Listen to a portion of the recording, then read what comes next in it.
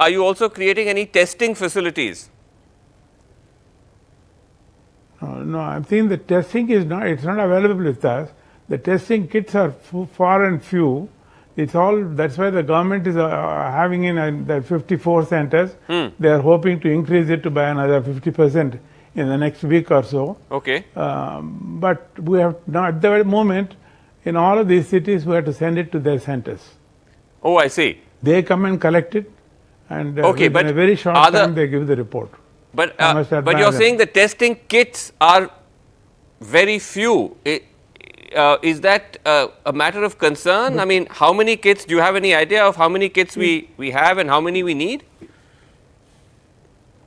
I think the reason why there are not that many kits is reasonable, because first of all, this virus is new, so we don't have an antibody to develop the vaccine, an antibody to test this. So it has just happened. I think that is why the supply all over the world on this detection is very little, but they are continuously working. So I'm sure, if necessary, more and more kits will flow into the country.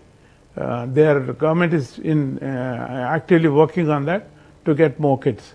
Okay. Well, let's hope they do that. Is the testing, no medicine for this. Is the testing expensive to your knowledge? I don't know. In this patient, first patient that we had, they never charged the patient, charged us or charged the patient.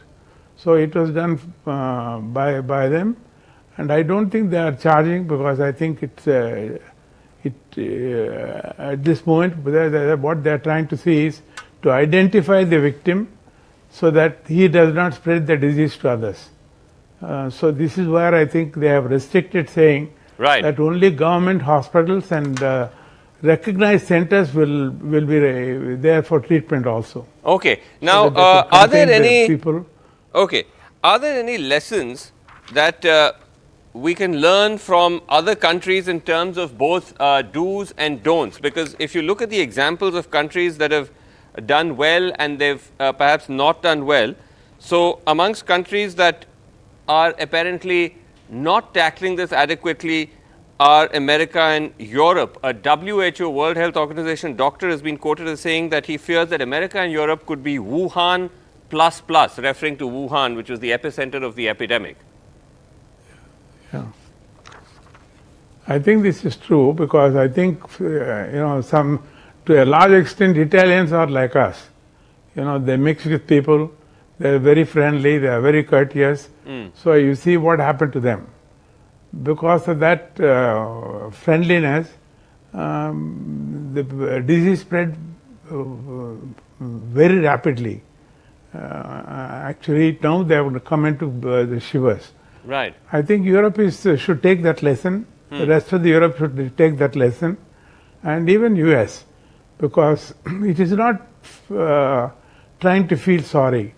It is not you or who are sorry. The person who takes the decision is not sorry. Right. Because it is the patient, and the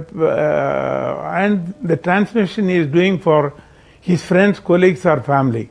Right. So I think we need to take instead of being panicked, yes, you should be very, very, very cautious.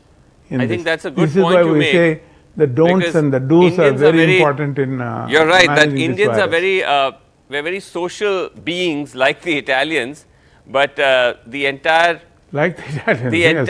message of this particular outbreak is that we have to do social distancing. So I think that's something which I think now people are sort of trying to get around.